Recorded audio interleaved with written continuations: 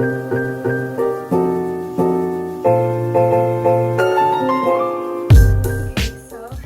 today what I'm going to be doing is I'm taking this sweater that I got at the thrift store, has these cute buttons, and I'm gonna try to make it look like this sweater from Danielle Guizo's brand, if that's how you say it.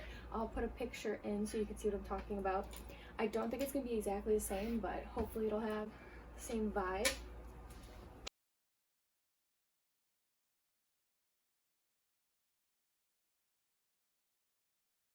Okay, so the first step is to try it on and try to figure out where you want to cut things. So I have this knee so I can see and still be on camera. Yeah, I think so. This is less of a turtleneck than hers, but I'm still gonna cut it up high and go down here probably, and then till right under the bra. And then I'll have plenty of fabric from this and this to do the inside bra, I think. So you could mark it with a pencil, but I feel like it never works for me, so I just cut a tiny little slit where I want it. Okay, so first thing to note, I decided that I looked at the picture again and I realized I want to make the hole smaller. I'm gonna try to measure this from the buttons, just where I like it, because I looked back at how it fit, and yeah, so I'm gonna cut myself another little guideline, and then I'm gonna use this ruler to make sure I get the same width on both sides. Usually I just wing things, but trying to be more professional, I guess.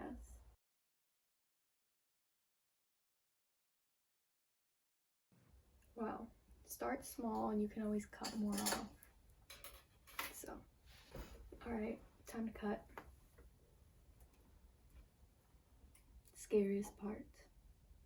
Make sure you're not cutting through both. Oh, it's already cute. Okay, so I ran out of storage, so some things got cut off, but I finished cutting it out, and then I cut off the bottom like 1.5 inches below the cut because you don't need it and you need more fabric.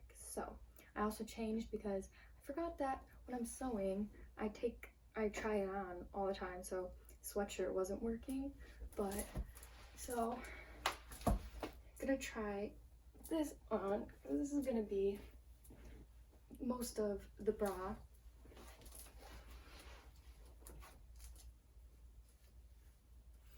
So this will be just enough for me. Yeah, so if you have bigger boobs than me, you're gonna need more fabric. Be careful of that when you're starting this project. It's gonna be a little scandalous, but I guess that's okay. So I'm just measuring it by hand and seeing how much fabric I have left, and I'll just cut it there.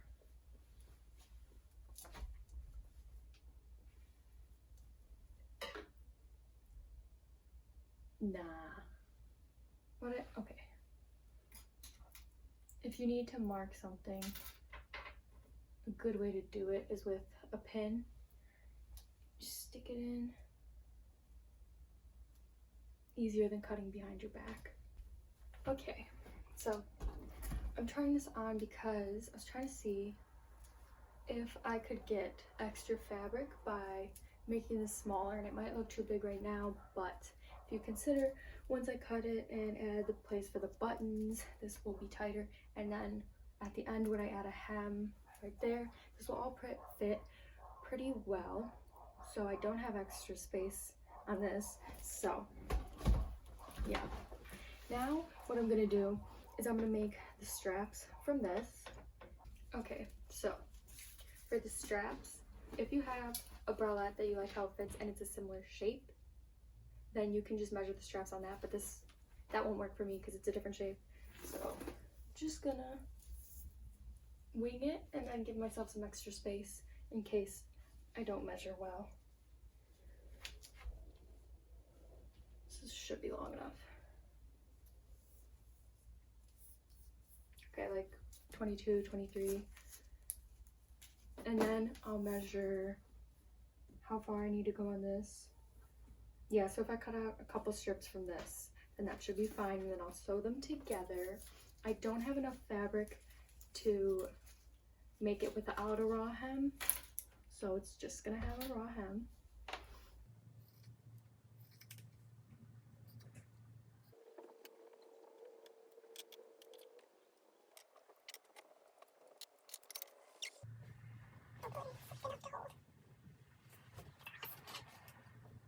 So for this, it's easy because it has thick ribs and I can just count them without having to measure it every time.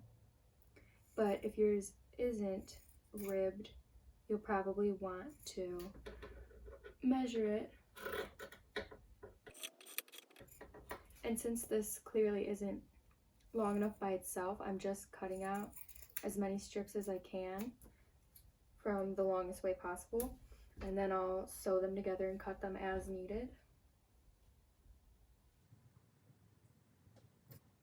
Okay, so once you have those all cut, what you're gonna do is you're gonna take two of them and you're gonna put the outward facing sides to each other.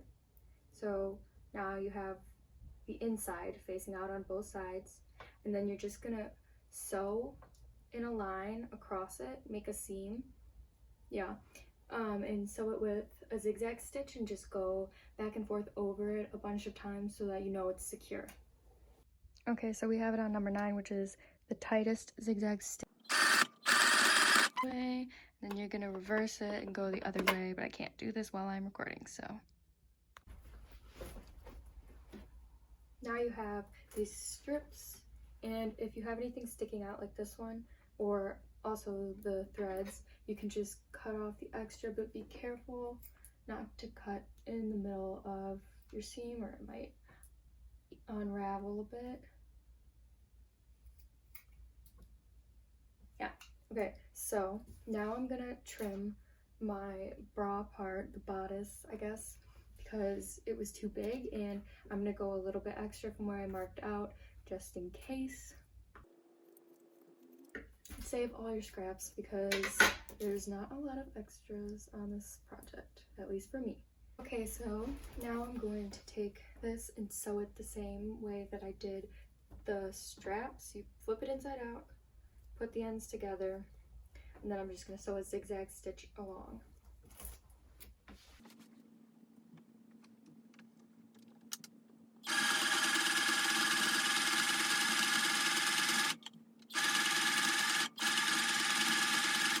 Oh, and this one you don't have to go back and forth, just sew a regular stitch.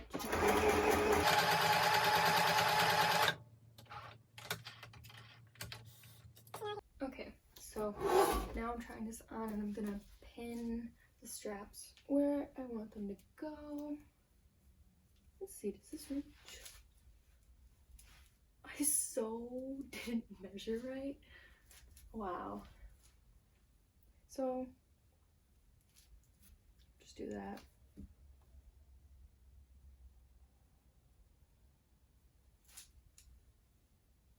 I don't know if I care where they go in the back.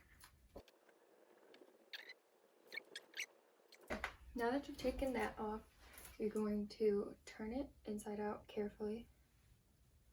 And then sew. The way you're going to sew it, you're going to take out the pin one at a time so that you don't like lose your place. You're going to keep it held there with your hands. And the most secure way to put the strap on would be to sew a little box with the X in it.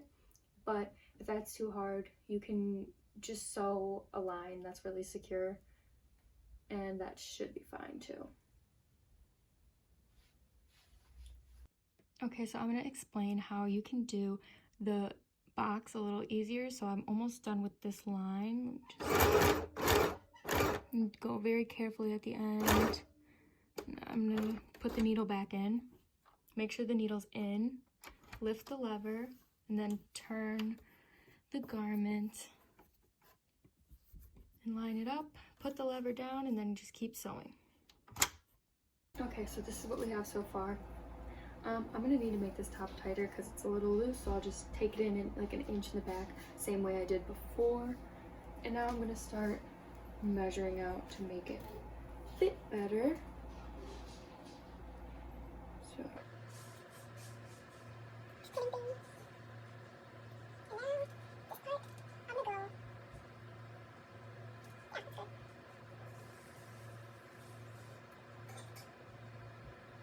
I'm gonna do the same thing on this side. Okay, so we're almost done. I have this bottom part pinned right now because I cut it, but if you don't have buttons that you're gonna sew on, or you want to make it quicker, shorter, then don't cut it and just leave it. So yeah, I have this sewed. I think I'm gonna make this one a little bit tighter and then add the buttons. I need to fix this edge because it's not the same, and this needs to be trimmed a little, but yeah, I'm gonna do that now. Okay, back next day. Now I'm going to be putting the buttons on the bottom of the shirt. So I just have these buttons. I don't know where I got them. It says they were 70 cents, but I think I got them from someone who gave me a bunch of their old sewing stuff. And I'm gonna hand sew the buttons on, so I have my needle and thread. And yeah.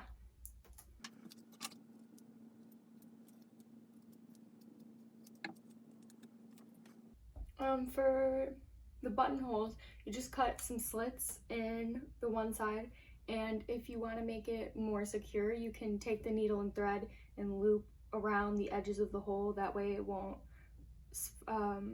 fray or like stretch out, but I may or may not do that.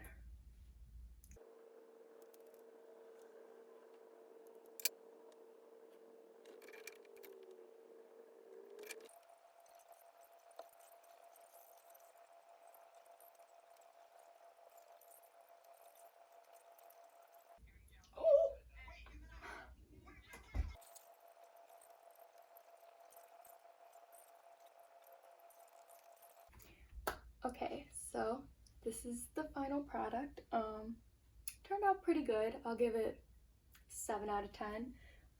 But I think it's pretty good for considering that this sweater was, I think, $4, and that's compared to the original, which is $258.